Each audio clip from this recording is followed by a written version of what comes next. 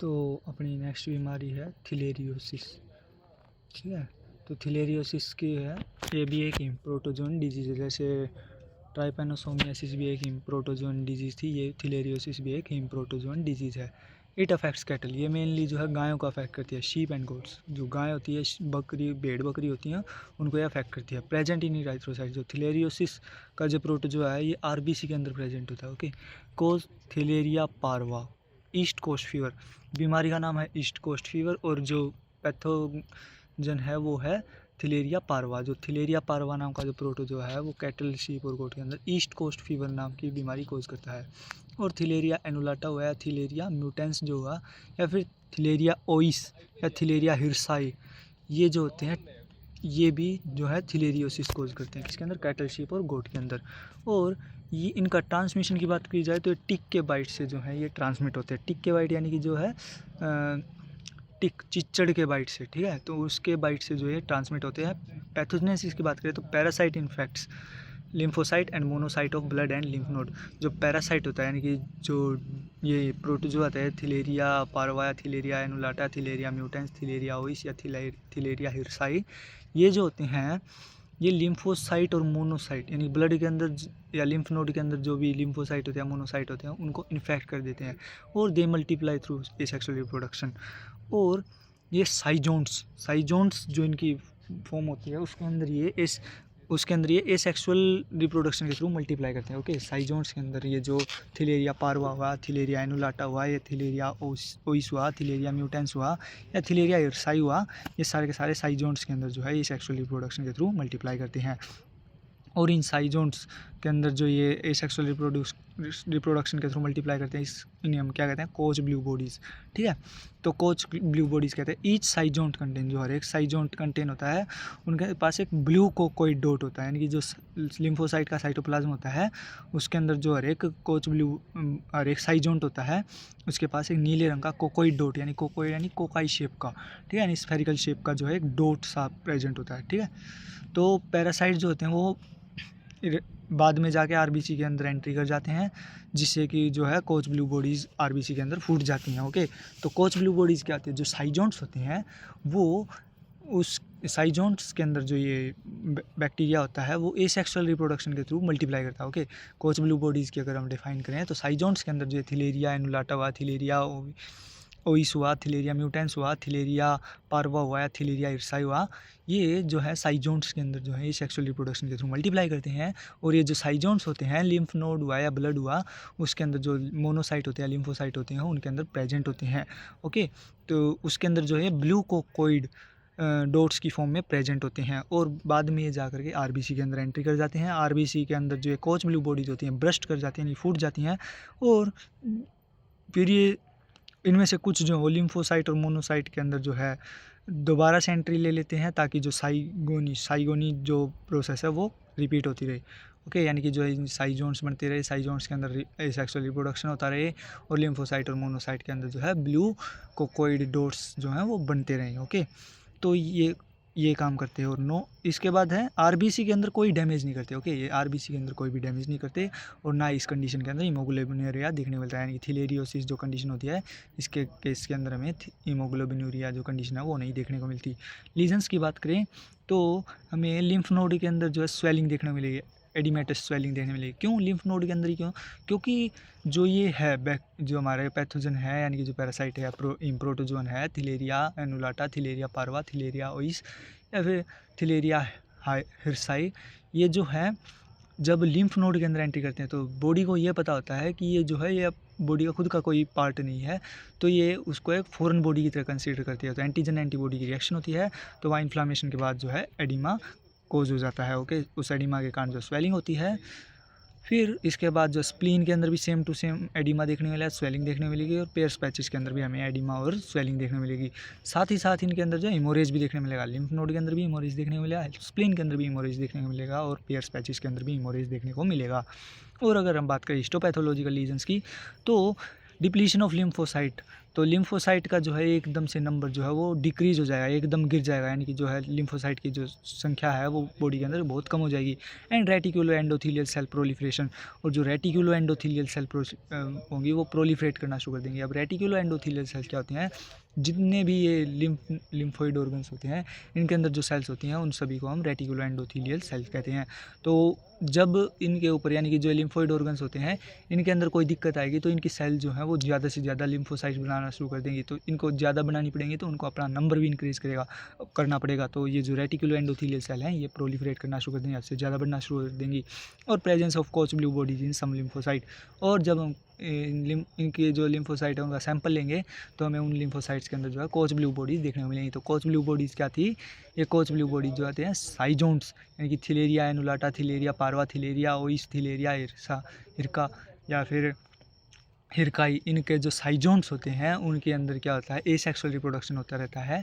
और ये मोनोसाइट और लिम्फोसाइट के अंदर जो है ब्लू को कोई डोटी फॉर्म में प्रेजेंट होते हैं, इन्हें हम कोच ब्लू बॉडीज़ कहते हैं। ठीक है, तो ये कोच ब्लू बॉडीज जो होती हैं वो लिम्फोसाइट के अंदर देखने को मिल सकती हैं। पंच डल्सन इन एबोमेजल म्यूकोजा, तो ये इसका कैरेक्टरिस्टिक लीजन है। थिलेरिया का जो थिलेरियसिस जो कंडीशन है इसका कैरेक्टरिस्टिक लीजन क्या होता है, पंच डल्सर इन द एबोमेजम म्यूकोजा। जो एबोमेजम होता है यानी जो ट्रू स्टमक होता है, रूमिनेंट्स का ट्रू स्टमक होता है, उनके जो म्यूकोजा होती है उसके अंदर हमें पंच डल्सर दिखाई देते हैं। पंच डल्सर यानी कि जो है अल्सर टाइप अल्सर से दिखाई देते हैं, यानी कि कोई वेसिकल है उसकी वो अंदर ही अंदर ब्रस्ट हो गया और वो ऐसा लगेगा कि वो उभरा हुआ दिखाई देगा, तो वो पंच डल्सर की तरह दिखाई देगा। ठीक है, फिर कटारलेंट्राइटिस, तो इस कंडीशन के अंदर अब ये एबोमेजम या जीआईटी के अंदर है, तो जीआईटी के अंदर है तो इंटेस्टाइन तक भी जाएगा, तो कटारलेंट्राइटिस कोज करेगा। हिमोरेज इन पेरिकार्डियम, तो हार्ट के अंदर जो है पेरिकार्डियम के अंदर हिमोरेज देखने को मिलेगा। एंडोकार्डियम, और जो हार्ट की एंडोकार्डियम लेयर है उसके अंदर भी हिमोरेज देखने को मिलेगा। और जो बॉडी के अंदर दूसरी सीरस मेम्ब्रेन्स हैं उनके अंदर भी हमें हिमोरेज देखने को मिलेगा। और किडनी के अंदर छोटे छोटे ग्रेइश वाइट फोकाई देखने को मिलेंगे। लीवर के अंदर भी छोटे छोटे ग्रेइश वाइट फोकाई देखने को मिलेंगे।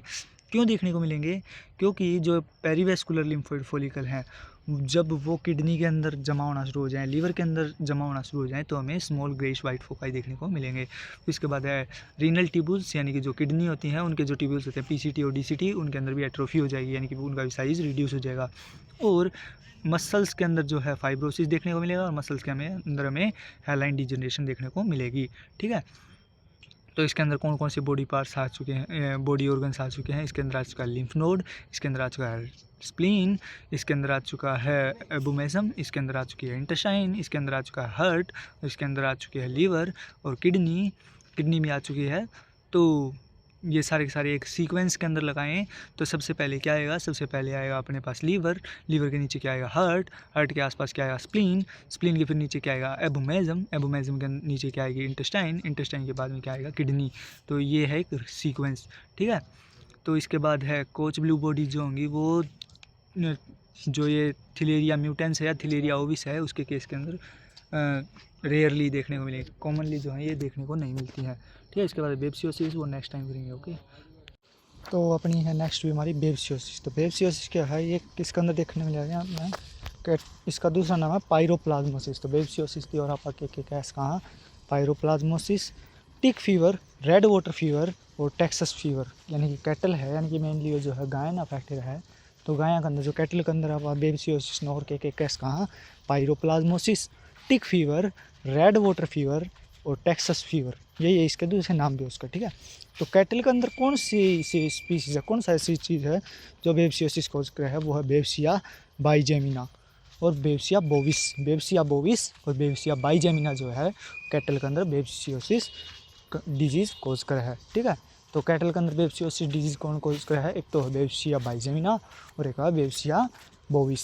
ये दोनों जो हैं ये पैरासाइट या पैथोजन जो है ये कैटल के अंदर बेब्सियोसिस कंडीशन डेवलप कराया करें, आप पैदा कराया करें। या हॉर्स के अंदर कौन करा, बेब्सियोसिस इक्वाई नहीं, बेब्सिया इक्वाई और बेब्सिया कैबाली। ठीक है, तो बेब्सिया इक्वाई और बेब्सिया कैबाली ये जो दो स्पीसीज़ हैं, ये दो पैथोजन जो हैं ये हॉर्सेस के अंदर बेब्सियोसिस कंडीशन प्रोड्यूस करते हैं या फिर पैदा करते हैं। ठीक है, तो इनके कारण जो है हॉर्सेस के अंदर हमें बेब्सियोसिस कंडीशन देखने को मिलती है। किसके कारण, एक तो बेब्सिया इक्वाई और एक बेब्सिया कैबेलिस। ठीक है, फिर तीसरी है शीप एंड गोट। तो शीप एंड गोट के अंदर कौन कौन सी चीज़ है जो बेब्सियोसिस कोज करती है, तो पहली है बेब्सिया मोटासी और दूसरी है बेब्सिया ओविस। तो बेबिसिया मोटासी और बेबिसिया ओविस जो होती हैं वो शीप और गोट के अंदर बेबिसियोसिस डिजीज़ कोज करती हैं। ठीक है, जो बेबिसिया मोटासी और बेबिसिया ओविस ये जो 2 पैथोजन होते हैं ये शीप और गोट के अंदर जो है क्या कोज करते हैं, बेबिसिया डिजीज़ कोज करते हैं। इसके बाद है डॉग्स। डॉग्स के अंदर कौन सी ऐसी चीज़ है जो बेबिसियोसिस कंडीशन डेवलप करती है, पैदा करती है, तो है बेबिसिया कैनिस और बेबिसिया गिब्सोनी। तो बेबिसिया कैनिस और बेबिसिया गिब्सोनी जो होते हैं वो डॉग्स के अंदर बेबिसियोसिस कंडीशन पैदा करते हैं। ठीक है, तो डॉग्स के अंदर बेबिसियोसिस कौन करता है, तो बेबिसिया कैनिस और एक बेबिसिया गिब्सोनी। और फिर है कैट्स। कैट्स के अंदर कौन सा ऐसा पैथोजन है जो बेबिसियोसिस डिजीज़ कोज करता है, तो वो है बेबिसिया फेलिस। तो बेबिसिया फेलिस जो है वो कैट्स के अंदर जो है बेबिसियोसिस कंडीशन को डेवलप करता है, बेबिसियोसिस डिजीज़ कोज करता है। ठीक है, तो कैट्स के अंदर कौन है, बेबिसिया फेलिस, ये जो है कैट्स के अंदर जो है बेबिसियोसिस डिजीज़ कोज करता है। इसके बाद है ट्रांसमिशन सेम टू सेम सारे जितने भी पैरासाइट होते हैं, प्रोटोजोआ होते हैं या फिर जितने भी हैं, इनकी ट्रांसमिशन जो होती है वो टिक बाइट्स के कारण होती है। यानी कि जो चिचड़ है अगर वो काट ले, ओके, वो अगर काट ले तो उसके काटने की वजह से जो है ये जो है पैरासाइट ये हेल्दी एनिमल की बॉडी के अंदर एंट्री करेगा और उनके अंदर बीमारी कोज करना शुरू कर देगा। और इट इज़ प्रेजेंट इन इराइथ्रोसाइट। तो ये जो बेबिसियोसिस कंडीशन है इसके अंदर जो पैरासाइट है वो कहाँ पर देखने को मिलेगा, वो हमें इराइथ्रोसाइट यानी कि आरबीसी के अंदर देखने को मिलेगा। ओके, तो इसके बाद है पैथोजेनेसिस। तो पैथोजेनेसिस की बात करें तो क्या होगा, पैरासाइट एंटर इनटू आरबीसी। जो पैरासाइट होता है वो आरबीसी के अंदर एंट्री कर जाता है, यानी आरबीसी के अंदर एंट्री कर जाता है और मल्टीप्लाई बाय बाइनरी फिजन। और आरबीसी के अंदर एंट्री करने के बाद जो है ये पैरासाइट जो है बाइनरी फिजन के थ्रू जो है मल्टीप्लाई करता रहता है। ओके, तो जो ये बैक्टीरिया है जो है नो बैक्टीरिया नहीं, जो है पैरासाइट है, सॉरी बैक्टीरिया गलती से बोल गया। तो जो पैरासाइट है ये जब आरबीसी के अंदर एंट्री करता है तो एंट्री करने के बाद जो है ये बाइनरी फ्यूजन के थ्रू डिवाइड करता रहता है, मल्टीप्लाई करता रहता है। ओके, फिर आरबीसी रप्चर हो जाती है। अब जो आरबीसी है अगर कोई भी चीज़ है उसके अंदर कोई चीज़ डिवाइड होगी तो वो अपनी कैपेसिटी तक तो उसको झेल लेगी। जब उसकी कैपेसिटी ख़त्म हो जाएगी और वो चीज़ डिवाइड करती रहेगी फिर क्या होगा, ब्रस्ट हो जाएगी। कैपेसिटी से बाहर निकलते ही जो चीज़ है वो ब्रस्ट हो जाएगी। ओके, जिस स्पेस के अंदर या जिस चीज़ के अंदर वो दूसरी चीज़ है जो अंदर ही अंदर जो है डिवाइड कर रही है, तो उस बाहर की चीज़ के सरफेस के ऊपर जब प्रेशर पड़ेगा, उसकी वॉल्स के ऊपर प्रेशर पड़ेगा तो वो चीज़ ब्रस्ट हो जाएगी। सेम टू सेम समझो ग्रेनेड वाला जो मैकेनिज्म होता है, जो ग्रेनेड होता है उसके अंदर जो बारूद होता है जब उसके अंदर फ्यूजन होता है, फिर न्यूक्लियर बॉम्ब की सोचो तो न्यूक्लियर बॉम्ब के अंदर जब फ्यूजन की प्रक्रिया होती है, फ्यूजन की जो प्रोसेस होती है उसके कारण जो है वो अंदर ही अंदर जो भी कंपाउंड है वो डिवाइड होता रहता है। जैसे यूरेनियम हुआ या फिर हाइड्रोजन हुआ, वो अंदर ही अंदर जो है डिवाइड होता रहता है। और जब उसकी कैपेसिटी हद से ज़्यादा बढ़ जाती है और जो वो रिएक्टर जिसके अंदर डाला गया, जिस मटेरियल के अंदर वो डाला गया है उसकी वाल उसको झेल नहीं पाती और वो लास्ट में ब्लास्ट हो जाता है। तो सेम टू सेम वो आरबीसी का भी वही हाल होता है कि ये जो बेबिसियोसिस का जो पैरासाइट है, यानी कि बेबिसिया जो है, बेबिसिया पैरासाइट जो है ये आरबीसी के अंदर एंट्री तो कर जाता है, फिर वहाँ पे जो है बाइनरी फ्यूजन के थ्रू मल्टीप्लाई करता रहता है और लास्ट में इतना नंबर बढ़ जाता है कि आरबीसी रप्चर हो जाती है।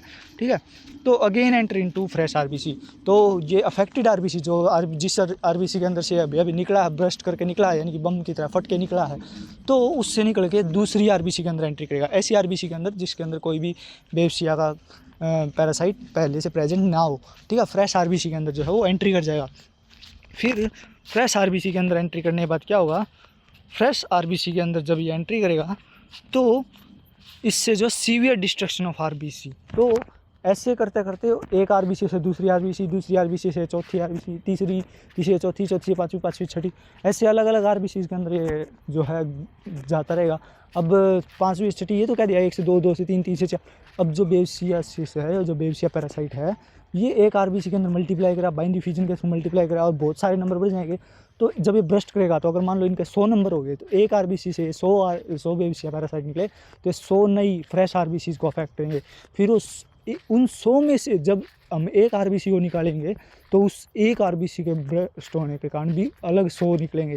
तो ऐसे करते करते हैं क्या कर देगा, ये डिस्ट्रक्शन ऑफ आरबीसी, बहुत सारी आरबीसी को डिस्ट्रॉय कर देगा। ओके, जिससे क्या होगा, हीमोलाइसिस देखने को मिलेगा। ओके, तो इस कंडीशन के अंदर हमें हीमोलाइसिस देखने को मिलता है। फिर इसके बाद है रिजल्ट इन अनीमिया। तो अब हीमोलाइसिस हुआ यानी कि आरबीसी का डिस्ट्रक्शन होता रहेगा, तो इससे क्या होगा, अनीमिया की कंडीशन डेवलप हो जाएगी। तो अनीमिया जो है वो बॉडी के अंदर अनीमिया देखने को मिलेगा, जिससे कि हीमोलाइटिक टाइप। तो हीमोलाइटिक अनीमिया देखने को मिलेगा। हीमो का मतलब क्या था, हीम यानी कि जो आरबीसी का जो हीमोग्लोबिन वाला पार्ट है उसका लाइटिक ब्रेकडाउन। तो जो हीम पार्ट है यानी कि जो आयरन वाला पार्ट है, आरबीसी का जो आयरन वाला पार्ट है उसका लाइसिस हो जाएगा, उसका ब्रेकडाउन हो जाएगा, तो उस टाइप का अनीमिया देखने को मिलेगा। ओके, इसके बाद इराइथ्रोफैगोसाइटोसिस में ऑल्सो टेक प्लेस।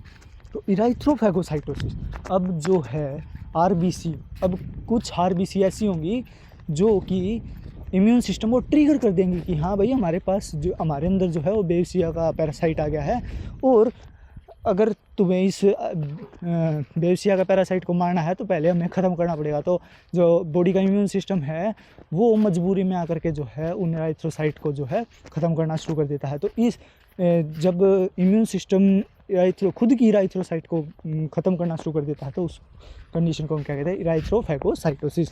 तो इराइथ्रोफैगोसाइटोसिस की प्रोसेस जो है वो बॉडी के अंदर होनी शुरू हो जाती है।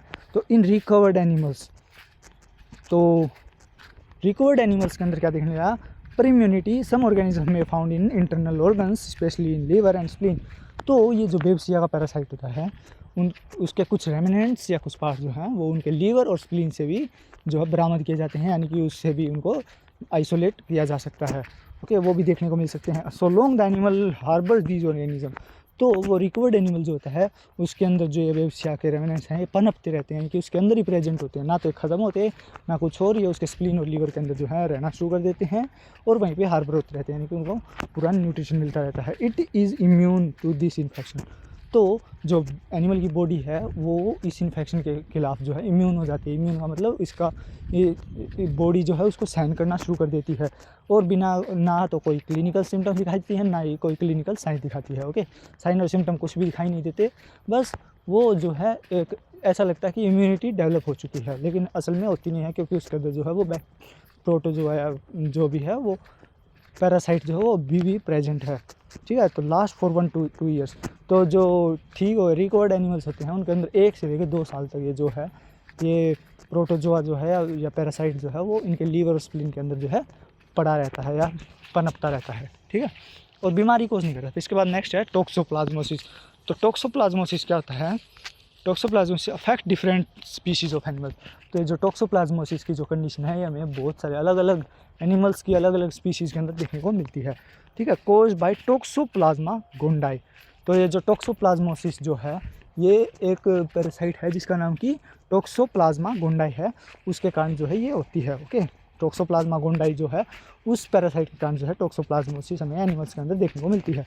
रूट ऑफ इन्फेक्शन की बात करें तो ट्रांसप्लेसेंटल और इंजेक्शन। तो इंजेक्शन यानी कि कंटामिनेटेड फीड और वाटर के थ्रू, ट्रांसप्लेसेंटल यानी कि जब जो मदर होगी उसका बच्चा होगा तो वो प्लेसेंटा के थ्रू भी जो है उसके आर पार जा सकता है। ओके, प्लेसेंटा को पेनिट्रेट करके जो है वो बच्चे के अंदर जा सकता है, यानी मदर से जो है प्लेसेंटा को, मदर से बच्चे के अंदर जा सकता है। कैसे, प्लेसेंटा को पेनिट्रेट करके, क्योंकि प्लेसेंटा जो है वो एक नेचुरल बैरियर की तरह काम करता है कि जो चीज़ मदर के अंदर प्रेजेंट है वो जल्दी से बच्चे के अंदर नहीं जा पाती, लेकिन जो टोक्सोप्लाज्मोसिस यानी कि जो टोक्सोप्लाज्मा गोंडाई है ये जो है मदर से जो है ट्रांसफ़र होके बच्चे के अंदर चला जाता है। कैसे, ये प्लेसेंटा को पेनिट्रेट कर देता है, यानी प्लेसेंटा के आर पार जा करके बच्चे के अंदर चला जाता है। ठीक है, इसके बाद पैथोजेनेसिस। तो पैथोजेनेसिस की बात करें तो इंट्रासेलुलर पैरासाइट, तो इंट्रासेलुलर पैरासाइट यानी सेल के अंदर मिलेंगे। ये पैरासाइट जो है वो सेल के अंदर देखने को मिलते हैं और अफेक्ट्स रेटिकुलो एंडोथीलियल सिस्टम। तो ये जो है रेटिकुलो एंडोथीलियल सिस्टम को अफेक्ट करते हैं। रेटिकुलो एंडोथीलियल सिस्टम का मतलब है लिम्फोइड सिस्टम को जो है ये अफेक्ट करते हैं, मेनली लिम्फोइड ऑर्गन को इफेक्ट करते हैं। तो organism invade in the cell, multiplies, causing destruction of the cell. तो बताया ना इंट्रासेलुलर ऑर्गेनिज्म, तो इंट्रासेलुलर ऑर्गेनिज्म है तो ये क्या करेगा, ये जो पैरासाइट है या ये ऑर्गेनिज्म जो है वो सेल के अंदर जाएगा, सेल के अंदर जाने के बाद उसके अंदर मल्टीप्लाई करेगा और लास्ट में जाकर क्या कर दिया, सेल को ब्रस्ट कर दिया, डिस्ट्रक्ट कर दिया, उसको फोड़ दिया और वापस बाहर निकल आएगा, फिर नई सेल्स को जो है अफेक्ट करेगा। तो ये वाली कंडीशन थी। Liberated parasite entry into circulation and reach various organs.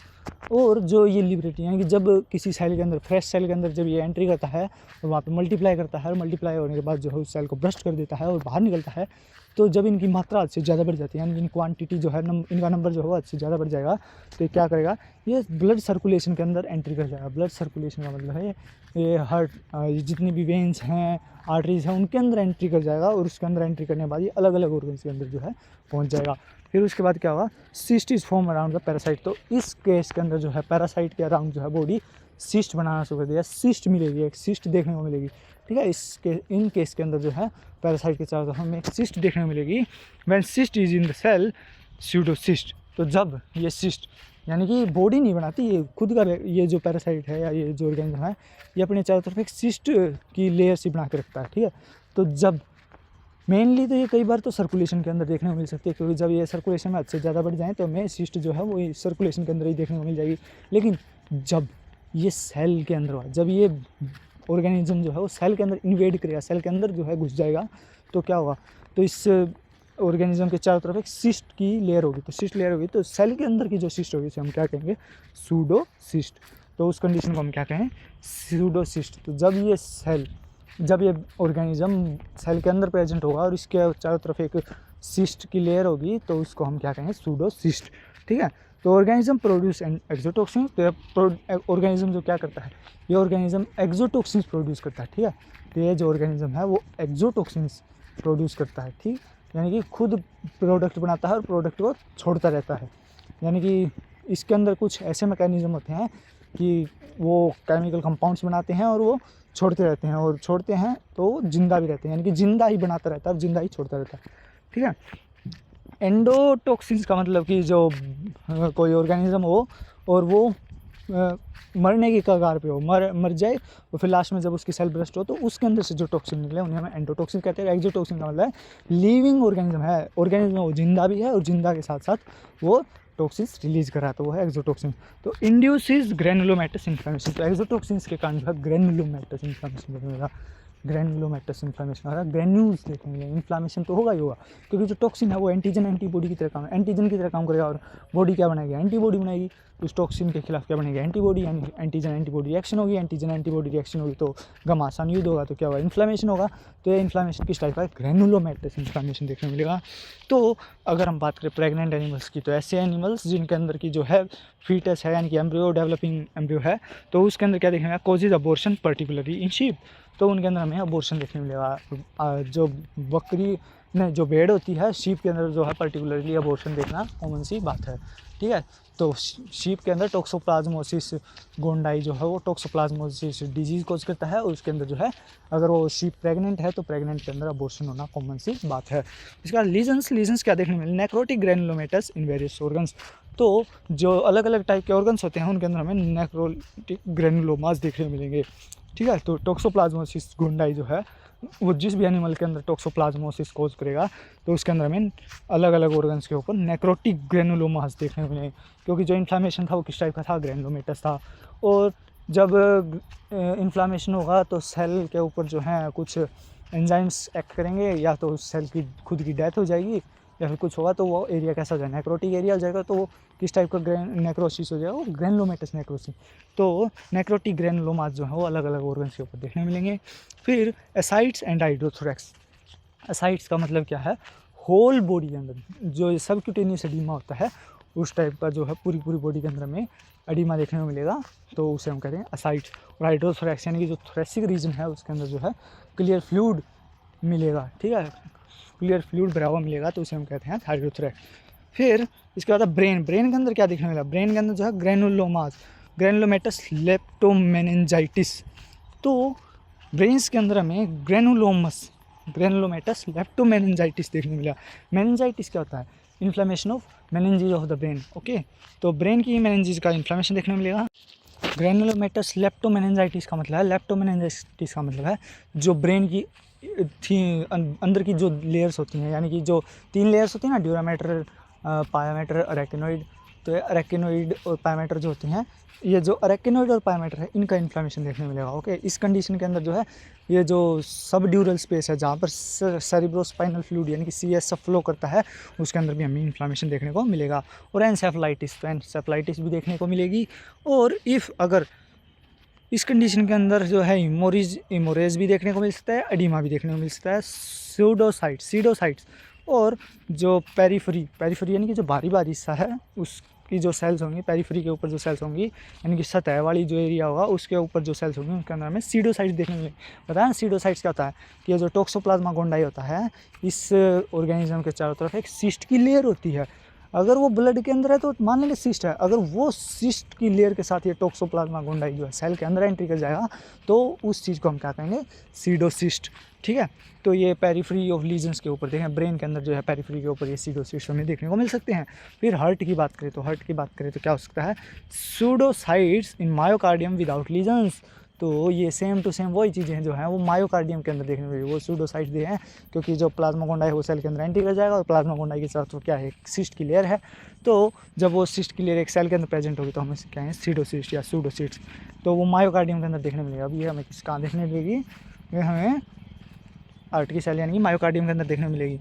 Okay, लेकिन विदाउट लीजन्स, तो उसके अंदर हमें कोई लीजन्स दिखाई नहीं देंगे। लेकिन अगर ये सीडोसाइट रप्चर हों यानी कि अगर ये सीडोसाइट रप्चर होंगी तो फोकल मायोकार्डाइटिस देखने को मिल सकती है। ओके, तो इस केस के अंदर में क्या देखने को मिल सकता है, इस केस के अंदर हमें फोकल मायोकार्डाइटिस, फोकल का मतलब है पॉइंट की तरह यानी कि एक बिंदु की तरह, और मायोकार्डाइटिस का मतलब है इन्फ्लेमेशन ऑफ मायोकार्डियम। तो हार्ट की जो मायोकार्डियम है उसका इन्फ्लेमेशन होगा क्योंकि ये सीडोसाइट्स के अंदर क्या है, जिंदा टोक्सोप्लाज्मा गोंडाई, जिंदा टोक्सोप्लाज्मा गोंडाई जो है वो इस सेल के अंदर प्रेजेंट है। वो सेल जो है जिसे हम उसके चारों तरफ क्या एक सिस्ट की लेयर है, तो इसे हम क्या कह रहे हैं, सीडोसिस्ट। सूडोसिस्ट जब वो ब्रस्ट होगी तो ये जो टोक्सोप्लाज्मा गोंडाई है ये बाहर निकलेगा, तो एक एंटीजन की तरह काम करेगा और जो बॉडी का इम्यून सिस्टम वो एंटीबॉडीज रिलीज़ करेगा और उससे वहाँ पर इन्फ्लामेशन होगी। तो क्या देखने मिलेगा हमें, नेक्रोटिक फोकल मायोकार्डाइटिस देखने मिलेगी। इस इन्फ्लामेशन के कारण में फोकल मायोकार्डाइटिस देखने मिलेगी क्योंकि ये जो कंडीशन है वो कहाँ हो रही है, वो हार्ट की मायोकार्डियम लेयर्स के अंदर हो रही है। तो हार्ट की कार्डियक मसल जो है उसके मायोकार्डियम के अंदर हो रही है, तो इसको हम क्या कहेंगे, फोकल मायोकार्डाइटिस। तो विद कैल्सिफाइड एरियाज, तो उस एरिया के अंदर में कैल्सिफिकेशन की कंडीशन भी देखने में यानी कैल्सिफिकेशन भी देखने मिलेगा इस चीज़ के अंदर में। ठीक है, इस चीज़ के अंदर हमें और क्या देखने को मिल सकता है, हमारे फोकल मायोकार्डाइटिस के साथ साथ कैल्सिफिकेशन भी देखने को मिल सकता है। ओके, क्योंकि जो बॉडी है वो इसको एक ही जगह पे रखना चाहेगी कि ये जो वायबल बैक्टीरिया है या बैक्टीरिया नहीं वायबल ऑर्गेनिज्म जो है वो एक जगह से दूसरी जगह ना जाए, तो वहाँ पर जो है कैल्सिफिकेशन भी करना शुरू कर देगी। तो हमें कई बार जो है उसके अंदर कैल्सिफाइड एरियाज भी देखने मिलेंगे, कहाँ पर, हार्ट के अंदर। ठीक है, ब्रेन के अंदर ऐसा कुछ नहीं था, ब्रेन के अंदर सिर्फ क्या था, लेप्टोमेनिंजाइटिस थी या फिर एंसेफ्लोमेलाइटिस थी, एंसेफ्लाइटिस थी। ठीक है, एंसेफ्लाइटिस थी। लेकिन हार्ट के अंदर क्या है, मायोकार्डाइटिस है। किस टाइप का मायोकार्डाइटिस है, फोकल मायोकार्डाइटिस, और कैल्सिफिकेशन भी है साथ साथ। फिर इसके बाद लंग्स, तो लंग्स के अंदर क्या है, लंग्स के अंदर छोटे छोटे ग्रे कलर के नोड्यूल्स दिखाई देंगे। ओके, जो लंग्स होंगे उसके अंदर छोटे छोटे ग्रेइश कलर के नोड्यूल्स दिखाई देंगे। और अगर हिस्टोपैथोलॉजिकली चेक करें तो लंग्स के अंदर क्या देखने को मिलेगा, अगर माइक्रोस्कोपिक स्ट्रक्चर की बात करें तो लंग्स के अंदर एल्वियोलर सेल्स होंगी, वो क्यूबोइडल या फिर कोलुमिनर टाइप की बन जाएंगे। वैसे एल्वियोलाई, अगर कोई भी चीज़ है जिसके अंदर से कुछ भी चीज़ का एक्सचेंज होगा तो वो किस टाइप की, सिंपल एपिथीलियम की बनी होगी। तो एल्वियोलाई के अंदर से क्या होगा, ऑक्सीजन और कार्बन डाइऑक्साइड का एक्सचेंज होता है, किसके थ्रू, डिफ्यूजन के थ्रू। तो उनका जो सेल की कंसिस्टेंस वो किस टाइप की होगी, सिंपल एपिथीलियम टाइप की होगी। लेकिन टोक्सोप्लाज्मा गोंडाई जो है वो इनको किसके अंदर कन्वर्ट कर दिया, वो इसको क्यूबोइडल शेप या फिर कोलुमनार शेप के अंदर कन्वर्ट कर दिया। जो एल्वियोलाई की एपिथीलियम है वो क्यूबोइडल हो जाएगी या फिर कोलुमनार टाइप की हो जाएगी। ओके, पैरासाइट जो है वो एल्वियोलर लाइनिंग सेल्स के अंदर देखने को मिलेगा। तो एल्वियोलर लाइनिंग सेल, ऐसी सेल्स जो कि एल्वियोलाई के ऊपर एक लाइनिंग का काम करती है, यानी कि उनकी एक परत सी बनाती है, एक सरफेस, उनके सरफेस के ऊपर एक लाइन की तरह काम करती है, यानी कि एक प्रोटेक्टिव कवरिंग की तरह काम करती है। तो उस सेल्स के अंदर जो है ये टोक्सोप्लाज्मा गोंडाई का जो ऑर्गेनिज्म है या पैरासाइट है वो उन एल्वियोलर लाइनिंग सेल्स के अंदर जो है एंट्री कर जाएगा। ओके, इसका जीआईटी यानी कि गैस्ट्रो इंटेस्टाइनल ट्रैक्ट। तो गैस्ट्रो इंटेस्टाइनल ट्रैक्ट के अंदर क्या होगा, अल्सरेटिव और नेक्रोटिक एंटराइटिस।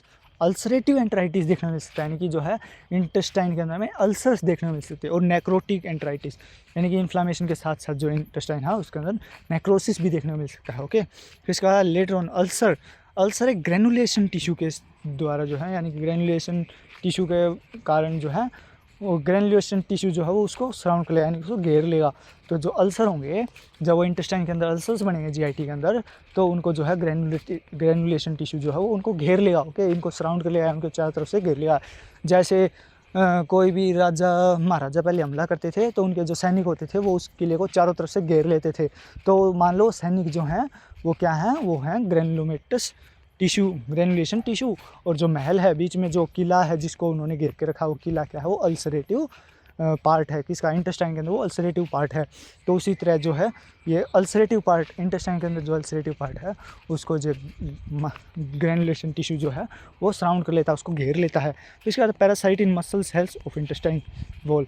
तो जो आंत है यानी कि इंटेस्टाइन है, जिसको हम हिंदी में आंत कहते हैं, आंत की जो दीवारें होती हैं यानी कि इंटेस्टाइन की जो वॉल होती हैं, उनकी जो सेल्स होती हैं उनके अंदर हमें क्या देखने को मिलेगा, टोक्सोप्लाज्मा गोंडाई देखने को मिलेगा। यानी कि ये जो ऑर्गेनिज्म है या पैरासाइट है वो हमें उनकी वॉल की सेल्स के अंदर देखने मिलेगा। मेनली ये इंट्रासेलुलर पैरासाइट है। तो इंट्रासेलुलर पैरासाइट है, यानी कि सेल के अंदर मिलेगा, कोई भी हो पार्ट, चाहे ब्रेन हो, ब्रेन की सेल्स के अंदर मिलेगा, हार्ट है, वो हार्ट की कोई भी सेल हो, माइकार्डियम के अंदर देखने मिलेगा, लंग्स है, लंग्स के एल्वियुलर सेल के अंदर देखने मिलेगा, और लास्ट में जीआईटी है, जीआईटी की भी खुद की इंटेस्टाइनल वॉल की सेल्स के अंदर देखने मिलेगा। इसके बाद लीवर, लीवर के अंदर क्या देखने मिलेगा, लीवर के अंदर फोकल एरिया ऑफ नेक्रोसिस, इनने ये फोकल नेक्रोसिस देखने मिलेगा। ठीक है, ये एरिया लीवर के ऊपर हमें क्या देखने मिलेगा, फोकल नेक्रोसिस देखने मिलेगा। और ग्रेनुलोमेटस, और जो है लीवर की वो लीवर के ऊपर ग्रैनुलोमास देखने को मिलेंगे, छोटे छोटे ग्रैनुलोमेटस टाइप के जो है नेक्रोसिस देखने को मिलेंगे। ओके, ग्रैनुलोमेटस नेक्रोसिस देखने को मिलेगा।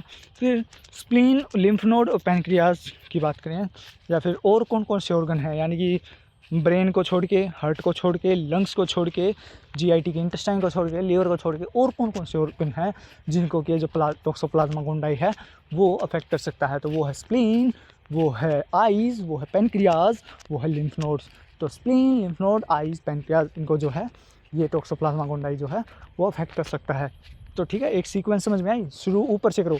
तो किस किस को अफेक्ट कर सकता है, ब्रेन को अफेक्ट कर सकता है, ब्रेन के नीचे क्या आता है, आइज़ को अफेक्ट कर सकता है, आइज़ के नीचे क्या आते हैं, लिम्फ नोड को अफेक्ट कर सकता है, लिम्फ नोड को नीचे क्या आता है, लंग्स को अफेक्ट करता है, लंग्स के नीचे क्या आता है, हार्ट को अफेक्ट करता है, हार्ट के नीचे क्या आता है, हाँ ना, लंग्स के नीचे क्या आता है, लीवर आता है, तो लीवर को अफेक्ट करता है, लीवर के नीचे क्या आता है, हार्ट आता है, हार्ट को अफेक्ट करता है, हार्ट के नीचे क्या आता है, इंटेस्टाइन को अफेक्ट करता है। तो लास्ट में स्प्लीन भी हो सकता है, हार्ट के साइड में क्या है, स्प्लीन, तो स्प्लीन को भी जो है अफेक्ट करता है। ठीक है, एक बार दोबारा सीक्वेंस देखें तो ऊपर से शुरू किया जाए तो ऊपर से पहले किसको अफेक्ट करेगा, ब्रेन को अफेक्ट करेगा, फिर किसको अफेक्ट करेगा, आइज़ को भी अफेक्ट करता है, आइज़ के साथ साथ ये किसको अफेक्ट करता है, लंग्स को भी अफेक्ट करता है, लंग्स के साथ साथ क्या, लिम्फ नोड को भी अफेक्ट करता है, लिम्फ नोड के साथ साथ लंग्स के नीचे क्या है, लीवर को भी अफेक्ट करता है, लीवर के नीचे क्या है, हार्ट को भी अफेक्ट करता है, हार्ट के साइड में क्या, स्प्लीन को भी अफेक्ट करता है, और उसके नीचे क्या है, इंटेस्टाइन को भी अफेक्ट करता है, और इंटेस्टाइन के साथ साथ क्या, पैनक्रियाज भी है, तो पैनक्रियाज को भी अफेक्ट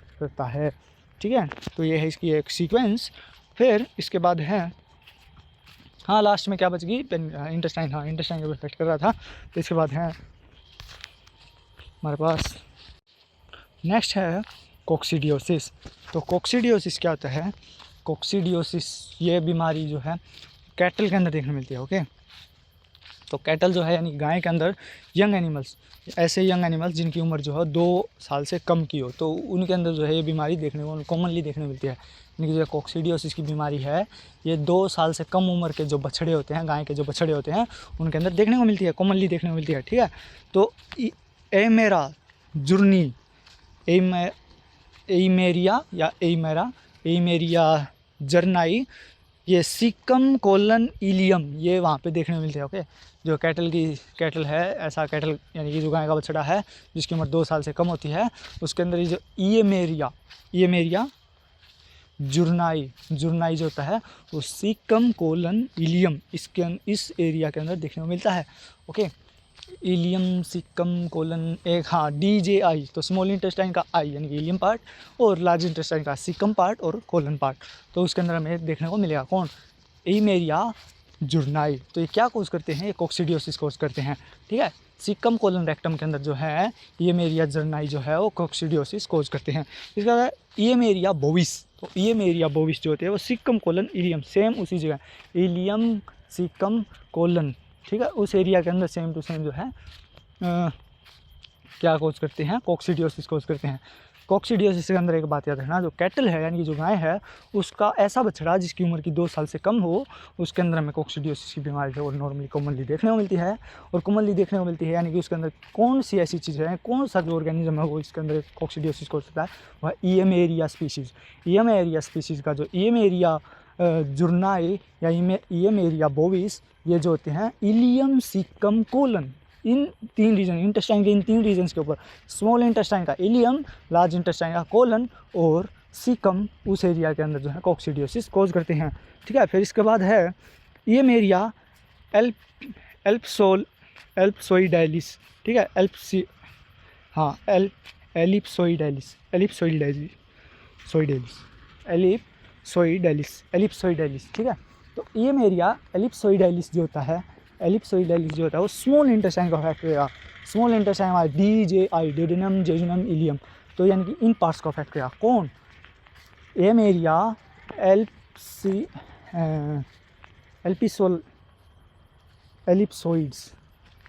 एलिप्सोइडालिस। ठीक है, तो ये तो नाम मेरे याद हो गया, एलिप्सोइडालिस मुंह पे याद हो गया मेरे तो वैसे था। तो अगर तुमने भी याद करना है तो 5-4 बार बोल कर देखो, किसी का नाम से को रिलेट कर लो। अगर एलिप है, एलिप मतलब दिलीप का नाम से उसका है करेक्ट, और सोइडालिस का मतलब सोइल, मिट्टी में सोइल कह रहे हैं, और जो घड़ी का जो कांटा है उसमें डायल कह रहे हैं, तो एलिप्सोइडालिस। ठीक है, एलिप्सोइडालिस, तो इस नाम से मैंने तो इस कुछ हो गया। तो 5 बार देखो ये बोल कर तो अपना आप याद हो गया, एलिप्सोइडालिस। ठीक है, तो ईएमेरिया एलिप्सोइडालिस जो है वो किसको अफेक्ट करेगा, वो स्मॉल इंटेस्टाइन को अफेक्ट करेगा। इसके बाद शीप एंड गोट, तो शीप एंड गोट के अंदर हमें कोक्सीडियोसिस के अंदर क्या देखने मिलेगा, शीप और गोट के अंदर जो ईएमेरिया एर्लोइंजाई है, ये जो है ईएमेरिया एर्लोइन गाई का हो या फिर एर्लोइंजाई, मैं कहूँगा एर्लोइंजाई। तो ईएमेरिया एर्लोइंजाई जो है वो शीप और गोट के अंदर कोक्सीडियोसिस कोज करता है। और ईएमेरिया पारवा, हाँ ठीक है, जो खाए के साथ नाम आगे बोल लिया जा सकता है, तो ईएमेरिया पारवा वो, या फिर ईएमेरिया फेवराई, ये जो है स्मॉल इंटेस्टाइन के अंदर कोक्सीडियोसिस कोज करते हैं। यानी कि जो शीप और गोट हैं, शीप और गोट की जो उसके अंदर ईएमेरिया एर्लोइंजाई, ईएमेरिया पारवा, ईएमेरिया फेवराई जो है स्मॉल इंटेस्टाइन के अंदर कोक्सीडियोसिस कोज करते हैं। इसके बाद स्वाइन के अंदर जो यंग पिगलेट्स हैं, यानी कि जो छोटे बच्चे होते हैं, यानी कि जो सुअर के जो छोटे बच्चे होते हैं, उनके अंदर जो है ईएमेरिया डेबलेकाई,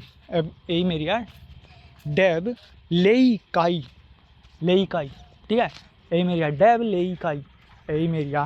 डेबलेकाई जो है, और आइसोस्पोरा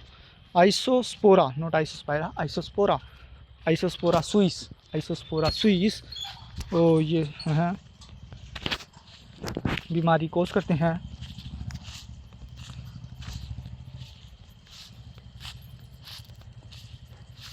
तो स्वाइन के अंदर यंग पिगलेट्स के अंदर कोक्सीडियोसिस किस के कारण होती है, ईएमेरिया डेबलेकाई और आइसोस्पोरा सुइस, ये भी स्मॉल इंटेस्टाइन के अंदर जो है वहीं पे मिलते हैं और कोक्सीडियोसिस कोज करते हैं। तो कौन करते हैं, ईएमेरिया डेबलेकाई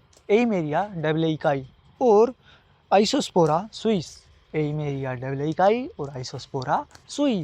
ये जो है स्मॉल इंटेस्टाइन के अंदर मिलेंगे, पिग्स की स्मॉल इंटेस्टाइन के अंदर मिलेंगे और कोक्सीडियोसिस कोज करेंगे। कौन, ईएमेरिया डेल्बेइकाई, ओके, ईएमेरिया डेल्बेइकाई और आइसोस्पोरा सुइस, ये जो हैं पिग्स के अंदर कोक्सीडियोसिस कोज करने के नाम से जाने जाते हैं। ठीक है, ये वो वाली स्पीशीज होती है जो कि पिग्स के अंदर कोक्सीडियोसिस कोज करती है। या डॉग्स एंड कैट्स, तो डॉग्स और कैट्स के अंदर कौन है, ईएमेरिया कैनिस और आइसोस्पोर। ईएमेरिया कैनिस जो है वो ऑर्गेनिज्म, और आइसोस्पोर स्पीशीज के कुछ ऑर्गेनिज्म, और बिगेमिना या बाइजेमिना स्पीशीज, या फिर आइसोस्पोर बाइजेमिना, ओके, आइसोस्पोर बाइजेमिना जो ऑर्गेनिज्म है वो डॉग्स के अंदर कोक्सीडियोसिस कोज करता है, डॉग्स और कैट्स के अंदर कोक्सीडियोसिस कोज करता है। या फिर आइसोस्पोर राइवोल्टा, ओके, आइसोस्पोर राइवोल्टा, आइसोस्पोर बाइजेमिना और एइमेरिया कैनिस, ये डॉग्स और कैट्स के अंदर जो कोक्सीडियोसिस कोज करते हैं। और साथ ही साथ एइमेरिया आइसोस्पोरा फैलिस भी जो है वो कैट्स के अंदर क्या कोज करता है, कोक्सीडियोसिस कोज करता है। ओके, डॉग्स के अंदर कौन, एइमेरिया कैनिस और कौन आइसोस्पोरा बाइजेमिना, आइसोस्पोरा राइवोल्टा और आइसोस्पोरा फैलिस, ये जो है डॉग्स और कैट्स के अंदर क्या है, कोक्सीडियोसिस कोज करते हैं। ठीक है, और ये भी कहाँ पर देखने को मिलते हैं, स्मॉल इंटेस्टाइन है। स्मॉल इंटेस्टाइन का मतलब यहाँ पे स्मॉल इंटेस्टाइन से इनको क्या किया जाता है, आइसोलेट किया जाता है। ओके, वहाँ पर ये देखने को मिलते हैं।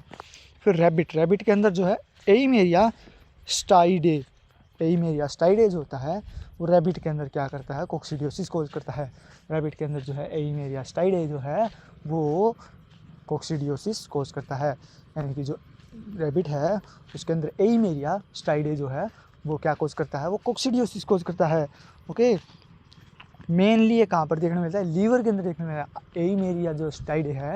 एइमेरिया स्टाइडे जो है वो मेनली रैबिट के कहाँ पर देखने को मिलता है, रैबिट के लीवर के अंदर, और वो भी कहाँ पर, इंट्राहिपैटिक बाइल डक्ट्स। तो इंट्राहिपैटिक यानी कि हिपैटिसाइट्स यानी कि पेट्रोसाइट के बीच में जो बाइल डक्ट होगी ना, उसके अंदर जो है ये एइमेरिया स्टाइडे जो है वो प्रेजेंट होता है, देखने को मिलता है। ठीक है, कहाँ पर देखने को मिलता है, लीवर के अंदर इंट्राहिपैटिक बाइल डक्ट्स के अंदर क्या देखने को मिलता है, एइमेरिया स्टाइडे। ठीक है, किसके अंदर, रैबिट्स के अंदर। ठीक है, फिर इसके बाद रूट ऑफ इन्फेक्शन की बात करें तो कहाँ से कहाँ जाता है, इंजेक्शन। जब ये स्पोरलेस oocytes, oocysts, जब ये स्पोरुलेट्स oocysts, ये स्पोर टाइप के जो oocysts होते हैं, जब एइमेरिया के जब स्पोरुलेटेड जो oocysts होते हैं, स्पोरुलेट्स oocysts होते हैं, जब ये इनको एनिमल इंजेस्ट कर लिया, खा ले, तो उसके कारण जो है ये उसकी बॉडी के अंदर एंट्री कर जाएंगे और बीमारी कोज करेंगे। फिर इसके बाद पैथोजेनेसिस। तो एइमेरिया क्या करता है, एइमेरिया जो है वो बर्ड्स के अंदर क्या होता है, कोक्सीडियोसिस करने से कैसे करता है। ओके, एइमेरिया जो है एनिमल्स के अंदर कोक्सीडियोसिस कैसे कोज करता है, तो ये oocysts जिनके अंदर ये स्पोरोसिस्ट प्रेजेंट होते हैं, ऐसे oocysts जिनके अंदर की स्पोरोसिस्ट प्रेजेंट होते हैं, उनको जो है एनिमल इंजेस्ट कर लेता है और ये इंटेस्टाइनल जूस के अंदर जो है वो चले जाते हैं और वहाँ पर अपने जो है स्पोरोजोइड्स रिलीज करते हैं। यानी कि इंजेक्शन यानी मुंह से गया, मुंह से कहाँ जाएगा ये इसोफेगस से पेट के अंदर, पेट से कहाँ जाएगा इंटेस्टाइन के अंदर। तो जब वो फ्लूइड इंटेस्टाइन के अंदर प्रेजेंट, तो हम उसे क्या कहेंगे, इंटेस्टाइनल जूस कहेंगे। तो जब ये इंटेस्टाइनल जूस के साथ मिल जाएंगे, जो एंजाइम होंगे उनके जो कारण है क्या हो जाएगा, ये अपने स्पोरोजोइड्स जो है वो इंटेस्टाइन के अंदर रिलीज कर देंगे, उस पार्ट के अंदर रिलीज कर देंगे। ठीक है, मान लो वही बात है कि ये जो एइमेरिया है, ये एइमेरिया को क्या समझे, नकाब पोश यानी कि चोर डाकू समझ लो। ठीक है, तो जो चोर डाकू हैं वो क्या करेंगे, वो कहीं ना कहीं से तो जो है जगह में एंट्री लेंगे, नहीं बैंक के अंदर एंट्री लेंगे तो क्या करेंगे, वहाँ बैंक लूटेंगे। तो वही है, जो एनिमल की बॉडी हो उनके लिए बैंक है, एइमेरिया जो चोर डाकू हैं तो वो जो है बैंक के अंदर एंट्री करके आएंगे, एनिमल की बॉडी के अंदर एंट्री करके, और फिर वो कहाँ पर जाएंगे, वो सीधा घूमते जो है उनका मेन जगह है लॉकर के अंदर जाएंगे, जहाँ पर पैसा है वहाँ पर जाएंगे। तो पैसा कहाँ पे इनके लिए, इंटेस्टाइन के अंदर। तो इंटेस्टाइन के अंदर जाएंगे और इंटेस्टाइन के अंदर क्या होंगे, इंटेस्टाइन के अंदर इंटेस्टाइनल जूस होगा। तो इंटेस्टाइनल जूस होगा यानी कि बैंक का लॉकर है वहाँ पर जाकर के क्या करेंगे, अपना बैग खोल देंगे ताकि जो है पैसा अंदर डाल सकें। तो उसी तरह जो होगा इंटेस्टाइनल जूस के साथ मिलके एइमेरिया स्पीशीज़ का जो एइमेरिया जो हो गए वो इंटेस्टाइनल जूस के साथ जा करके अपने स्पोरोजोइड्स छोड़ देंगे। मेनली शुरुआत में जो है वो oocytes के अंदर जो है oocyte के अंदर स्पोरोसिस्ट की फॉर्म में आए थे। ठीक है, तो एक बार दोबारा बताऊँ तो ये जो है जो ये एइमेरिया स्पीशीज़ जो है ये बॉडी के अंदर आने से पहले क्या है, oocyst की फॉर्म में थे। oocyst के अंदर जो है स्पोरोसिस्ट प्रेजेंट थे, यानी कि oocyst थे, oocyst के अंदर भी क्या था, स्पोरोसिस्ट थे। तो यानी कि जो है ये नकाबपोश थे, नकाबपोश का अपना घर पे अलग नाम है और उस नाम के अंदर असली नाम भी उनका अलग नाम है, यानी उनके डॉक्यूमेंट्स के अंदर उनका अलग नाम है और बाहर उनको अलग नाम से कहते हैं, और बैंक के अंदर चले गए तो वो जो है वो अलग नाम से हैं। ठीक है, या अलग स्ट्रक्चर से हैं, घर के अंदर कुछ और, घर से बाहर कुछ और, बैंक के अंदर कुछ और।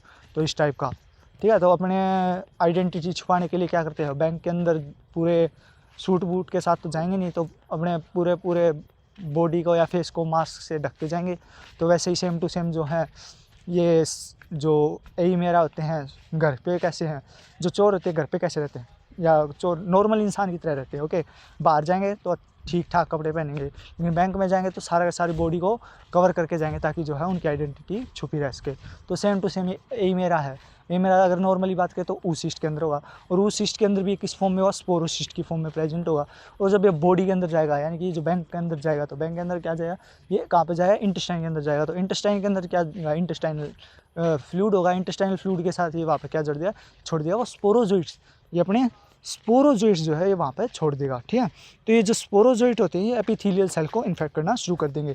ठीक है, तो और ये एसेक्सुअल रिप्रोडक्शन से जो है मल्टीप्लाई करना शुरू कर देंगे। तो सेम टू सेम वही जो चोर होते हैं वो बैग खोलने के बाद क्या करेंगे, वो पैसा लूटना शुरू करेंगे और जितना हो सके वो उतना लूटेंगे, तो मल्टीप्लाई करेंगे। वैसे ही सेम टू सेम जो है ये एइमेरिया स्पीसीज़ के जो बैक्टीरिया वो ऑर्गेनिज्म होते हैं, मैं बार बार बैक्टीरिया की कह रहा हूँ, गलती से मुँह से बैक्टीरिया निकल गया है।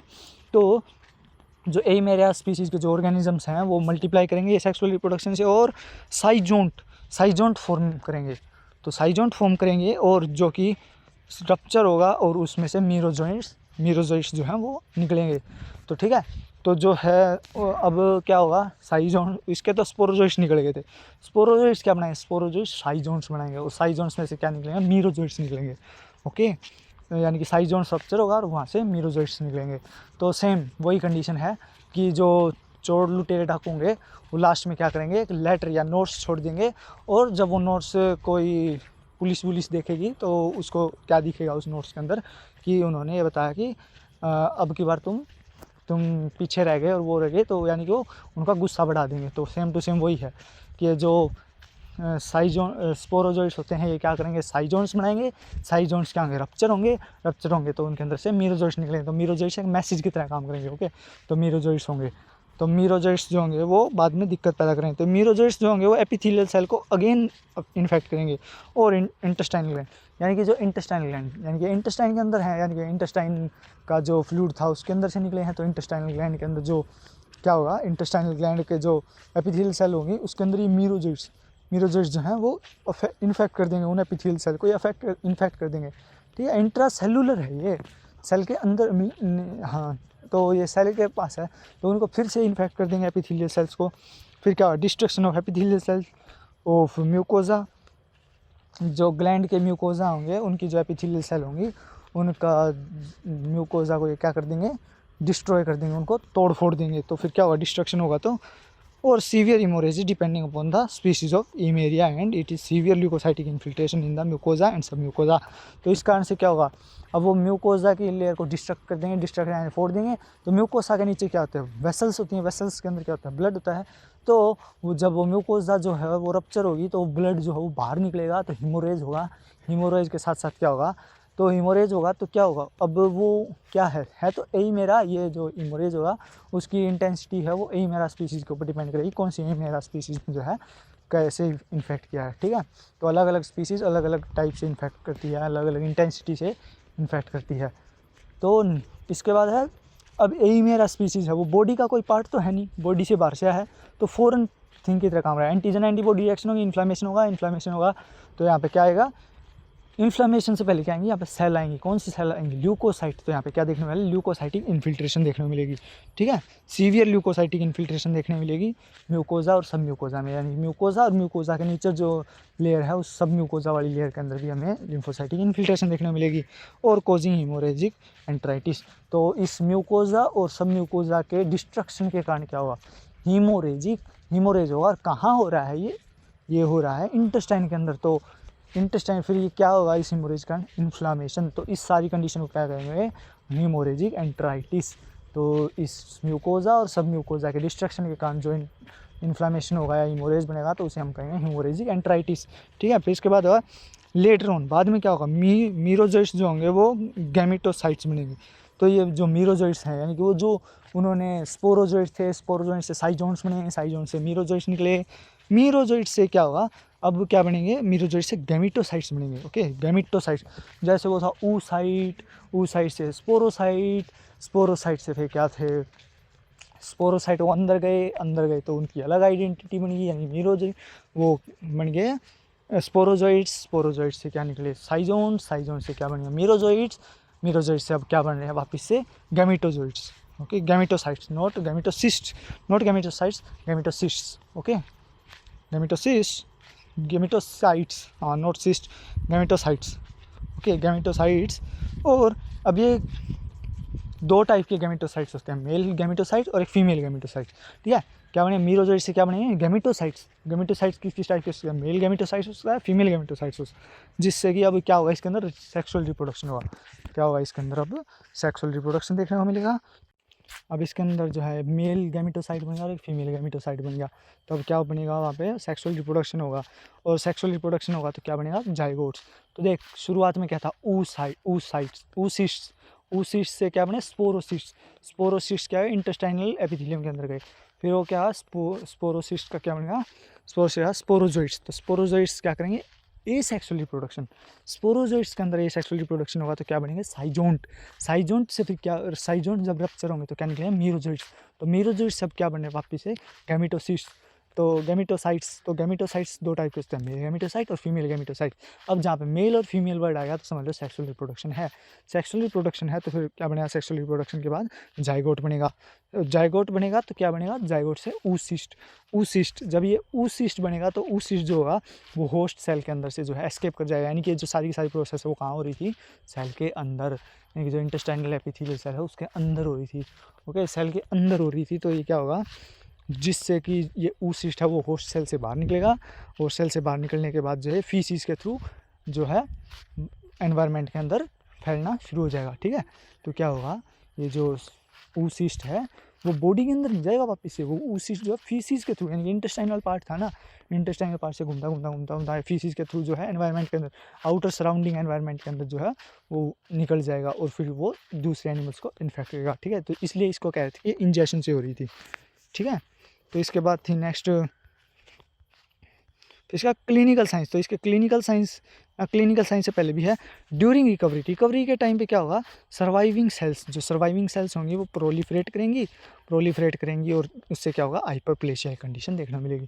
सर्वाइवल सेल्स के प्रोलिफरेट होने से क्या देखने मिलेगा हाइपरप्लेशिया की कंडीशन देखने को मिलेगी। ओके, देन तो रिकवरी के टाइम पे जो सर्वाइविंग सेल्स होंगे प्रोलिफरेट करेंगी और इससे क्या होगा सर्वाइविंग सेल के अंदर हाइपरप्लेशिया देखने मिलेगा और इंटेस्टाइनल एपिथेलियम के अंदर। हाँ, तो ये सारी की सारी कंडीशन कहाँ रही थी इंटेस्टाइन के अंदर, तो इंटेस्टाइनल सेल जो सर्वाइव कर जाएंगे तो उनके अंदर क्या देखने मिलेगा हाइपरप्लेशिया देखने को मिलेगा। ओके, इसके बाद है क्लिनिकल साइंस, तो क्लिनिकल साइंस के अंदर क्या क्या देखने मिलेगा ब्लडी डायरिया विद म्यूकस, तो ब्लडी डायरिया देखने में आया कि डाइसेंट्री देखने को मिलेगी। ओके, तो डाइसेंट्री के अंदर क्या है म्यूकस भी देखने मिलेगा, यानी कि उस ब्लडी डायरिया के अंदर क्या देखने मिलेगा म्यूकस भी देखने को मिलेगा। ओके, इमेशिएशन देखने मिलेगा। अब डायरिया है तो डायरिया वर्ड से समझ जाना कि सीधा सीधा इमेशिएशन होगा, बहुत भयंकर कमजोरी देखने मिलेगी। और म्यूकस मेम्ब्रेन पेल, जो इंटेस्टाइन की म्यूकस मेम्ब्रेन है या फिर कोई भी बॉडी की म्यूकस मेम्ब्रेन है वो क्या हो जाएगी पेल कलर की दिखाई देगी। ओके, तो इसके बाद क्या होगा डिहाइड्रेशन। अब डायरिया है तो वाटर लॉस तो होना कॉमन सी बात है, तो ये वाटर लॉस के कारण क्या होगा डिहाइड्रेशन। तो डायरिया, अब एक ही बात याद रखना कि इंटेस्टाइन है तो डायरिया है तो उससे क्या होगा डिहाइड्रेशन होगी और जो म्यूकस मेम्ब्रेन है वो पेल कलर की हो जाएगी। ठीक है, और डायरिया है तो इमेशिएशन भी देखने को मिलेगा। तो इसके बाद है लीजन्स, तो लीजन्स की बात करें तो क्या क्या होगा हीमोरेजिक एंट्राइटिस, तो इन जो वो उसकी इंटेस्टाइन होगी उसके अंदर इन्फ्लामेशन होगा तो किस टाइप का है हीमोरेजिक इन्फ्लामेशन दिख रहा है। इन्फ्लामेशन इंटेस्टाइन के अंदर इन्फ्लामेशन के साथ साथ हीमोरेज भी देखने को मिलेगा। Okay, petechial haemorrhages on serosa and mucosa, जो उसकी सिरोसा होगी यानी कि जो इंटेस्टाइनल ल्यूमन होगा उसके अंदर जो सिरोसा होगी या उसकी जो म्यूकोजा होगी उसके ऊपर पिन पॉइंट हीमोरेज देखने को मिलेगा, ये जो है खून के छींटे से दिखाई देंगे। ठीक है, blood in the lumen of intestine. अभी हीमोरेजिक एंट्राइटिस है तो उसका जो ल्यूमन है इंटेस्टाइन का जो ल्यूमन है उसके अंदर में क्या देखने मिला ब्लड देखने मिला, क्योंकि जो एपिथेलियल जो उसकी जो म्यूकोजा है या सब म्यूकोजा है वो ही डिग्रेड होनी शुरू हो जाएगी, यानी डिस्ट्रॉय हो जाएगी, उसके अंदर डिस्ट्रक्शन देखने को मिलेगा, तो जो है वो खून बाहर निकलना शुरू हो जाएगा। तो वो खून जाएगा कहाँ, वो इंटेस्टाइन के ल्यूमन के अंदर जाएगा। जिस तरह पाइप है, पाइप के अंदर कोई दिक्कत होगी तो वो कहाँ जाएगा, वो पाइप के अंदर ही रहेगा, ना तो बाहर आएगा। ठीक है, बाहर से अगर कोई छेद ना हो तो जो पानी है वो पाइप के अंदर ही फ्लो करता रहेगा, चाहे पानी कुछ भी हो पाइप के अंदर। चाहे कलर मिक्स करोगे तो कलर कहाँ जाएगा, वो पाइप के अंदर ही जाएगा, ना कि पाइप के बाहर आएगा। तो सेम टू सेम वही कंडीशन है। तो ब्लड जो है वो जब निकलेगा तो कहाँ जाएगा, वो इंटेस्टाइन के अंदर ही जाएगा, तो इंटेस्टाइन के ल्यूमन के अंदर ही करने वो अकोमोडेट होना शुरू हो जाएगा। ठीक है, तो इसके बाद हिस्टोपैथोलॉजिकली क्या देखने को मिलेगा, haemorrhagic enteritis with the stage of life cycle of the parasite. तो हेमोरेजिक एंट्राइटिस, हाँ हेमोरेजिक एंट्राइटिस तो देखने को मिलेगा ही मिलेगा। ठीक है, हेमोरेजिक एंट्राइटिस तो देखने को मिलेगा, यानी कि जो है इंटेस्टाइन के अंदर इन्फ्लामेशन के साथ साथ हेमोरेज भी देखने को मिलेगा। साथ ही साथ क्या देखने को मिलेगा, वो मैंने बताया सारा ऊसिस्ट का स्पोरोसिस्ट का क्या था, साइजोन का मीरोजोइट से वापस क्या बनेंगे गैमेटोसाइट्स का क्या बनेगा जाइगोट से फिर क्या बनेगा oocyst। तो ये सारी की सारी जो कंडीशन है ये इतनी स्मॉल स्केल पे है कि इसे हम जो है अपनी नेक्ड आई से नहीं देख सकते। तो ये सारी माइक्रोस्कोपिक रीजन है। तो जो है इंटेस्टाइन का जो ल्यूमन है, इंटेस्टाइन की जो एपिथेलियल सेल है, उसके अंदर में जो लाइफ साइकिल है पैरासाइट की वो देखने को मिलेगी। ठीक है, कि इसके अंदर साइजोन, मीरोजोइट, गैमीट्स और oocyst सारे के सारे देखने को मिलेंगे। फिर डॉग्स और कैट्स या फिर स्वाइन की बात करें, डॉग, कैट, पिग, इनके अंदर क्या देखने को मिलेगा, डिजीज़ नॉट सीवियर। तो इनके अंदर जो है डिजीज़ वो इतनी सीवियर नहीं होगी, लेकिन कैटल, बफलो, शीप, गोट, इनके केस के अंदर जो बीमारी है ज़्यादा सीवियर देखने को मिल सकती है। ठीक है, फिर रैबिट की बात करें तो रैबिट के अंदर क्या था, वो रैबिट के अंदर था एमेरिया स्टाइडिस था, देख लेना एक बार। तो रैबिट के अंदर जो है nodule containing exudate and oocyte are present in the liver. Okay, तो जो रैबिट का लीवर होगा उसके अंदर oocyst देखने मिलेंगे। Okay, not oocyst। तो रैबिट का जो लीवर होगा, यानी कि जो खरगोश का लीवर होगा, उसके अंदर में क्या देखने मिलेंगे, oocyst देखने को मिलेंगे। और साथ ही साथ जो है उनके अंदर जो है नोड्यूल, एक्सुडेटिव नोड्यूल्स देखने मिलेंगे, यानी कि एक्सुडेट, ऐसे नोड्यूल जिनके अंदर की एक्सुडेट प्रेजेंट होगा वो देखने मिलेंगे। यानी कि जो रैबिट का लीवर है उसके अंदर में क्या देखने मिलेंगे, oocysts देखने को मिलेंगे। और साथ ही साथ जो है नोड्यूल्स के अंदर हमें एक्सुडेट देखने को मिलेगा। ओके, और हिस्टोपैथोलॉजिकली हमें क्या देखने को मिलेगा, कोलेंजियो हेपेटाइटिस। ओके, कोलेंजियो हेपेटाइटिस यानी कि ब्लॉकेज ऑफ ना ब्लॉकेज तो हो नहीं, कुछ और ही होगा। तो कोलेंजियो हेपेटाइटिस देखने मिलेगा with proliferation of bile duct. तो बाइल डक्ट के प्रोलिफरेशन के कारण हमें कोलेंजियो हेपेटाइटिस देखने मिलेगा। Okay, and atrophy of adjacent parenchyma.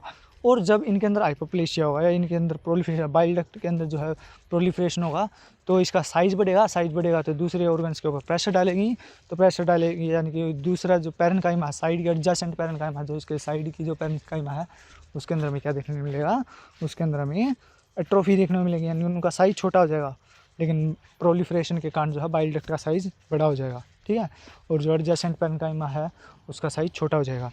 और समटाइम्स देयर इज़ एडिमा। ठीक है, एडिनोमा या कुछ एडिमा टाइप का एडिनोमा। तो कई बार हमें इस केस के अंदर एडिनोमा भी देखने को मिल सकता है।